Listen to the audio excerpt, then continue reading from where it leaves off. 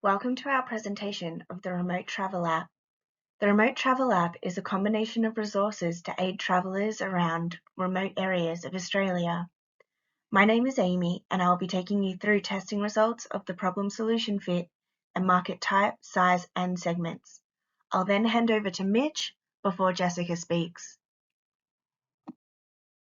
To further test the problem solution fit, the app elements were split up into 7 segments, which you can see on your screen now.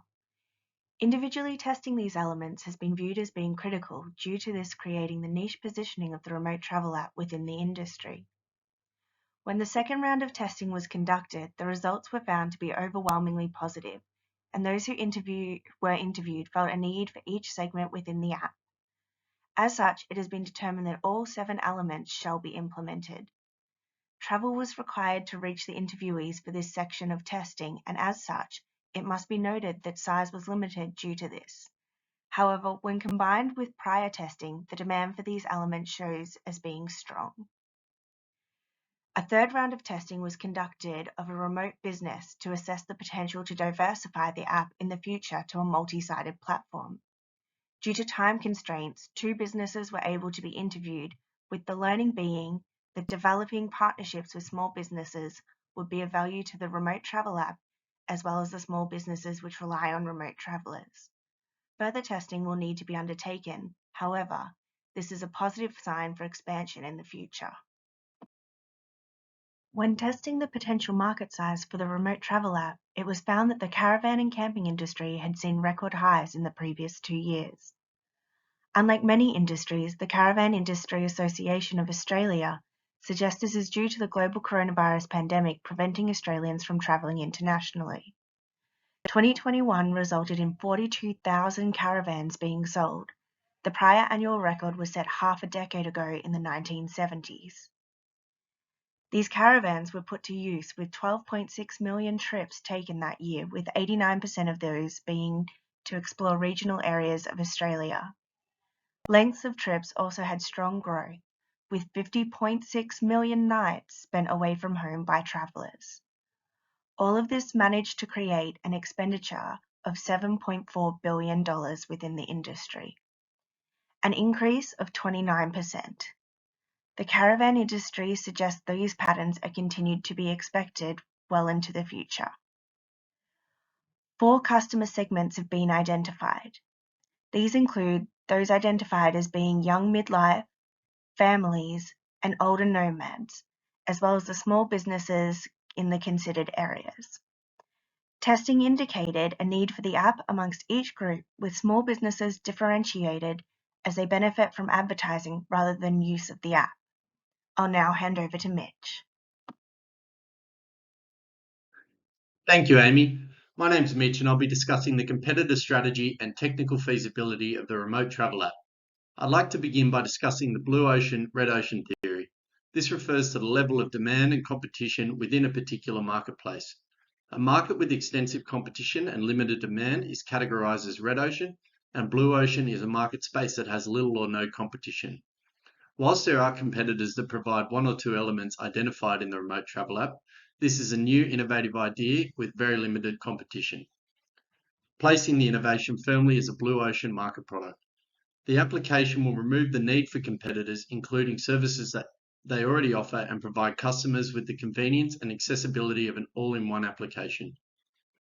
A current competitor does exist in the market, providing remote GPS technologies when four-wheel driving. They sell GPS devices and provide a mobile application for remote users. The competitive advantage that the remote travel app will provide is the additional critical elements. In addition to providing live locations, there are features such as food and water supplies, fuel stations, four-wheel drive tracks, weather and emergency location, and also allows the users to communicate with other offline users.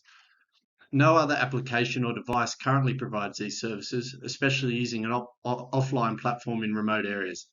These additional features, along with the correct execution, will give the remote travel app the competitive edge in the market. From examining the current market, there's evidence to support the technical feasibility of the remote travel app. As evident from HEMA maps, the basis which the idea is built upon is feasible. There are two competitors that offer GPS services offline and points of interest.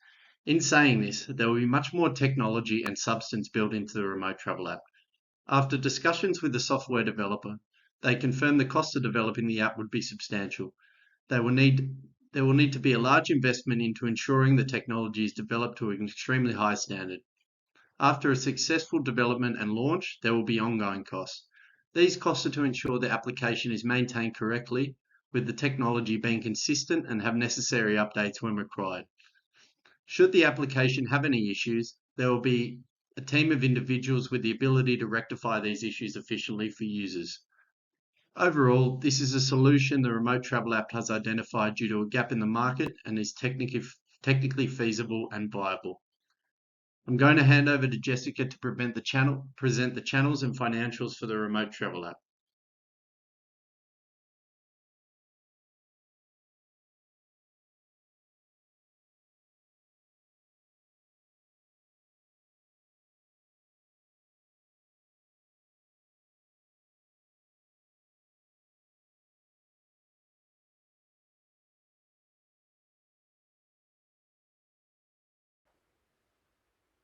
Thanks, Mitch.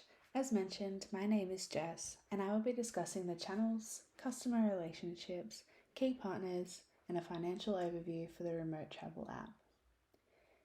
It has been determined that the most effective channel for us to use will be word of mouth. Given the difficulty of this at first, we will initially use social media to advertise the Remote Travel app. We will do so through the multitude of travellers on YouTube who can review our application in a practical video for viewers to see. We will also be encouraging our customers to refer other travellers using referral discounts, which will also help us to build customer relationships and retain our customers.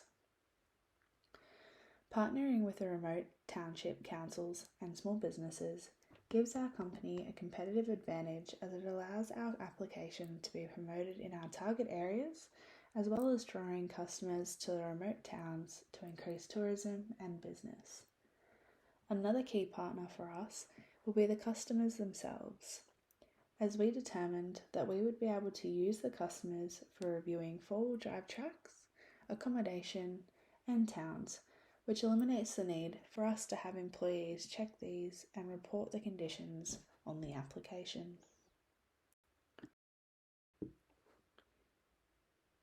Our cost structure mainly involves the costs of the software development and the ongoing costs associated with the maintenance of this. Other costs include the salaries of our employees, as well as other costs associated with the software, streams, servers, and app stores. Our revenue streams initially will only be the subscription fee charged to the customers. This will be $12 a month and a lock-in contract for the year. The complexity of our application creates the need for a large initial costs associated with the development of the application. We have estimated, based off the statistics presented earlier, we will be operating at a loss for the first year, as the initial startup costs will be over $1.5 million. However, based off the same statistics with a slight increase in customers, we predict to be breaking even early in the second year and finishing that year with a $1.6 million profit. Overall, we believe the Remote Travel app is a viable business idea and would appreciate the opportunity to discuss it further with you. Thank you for your time.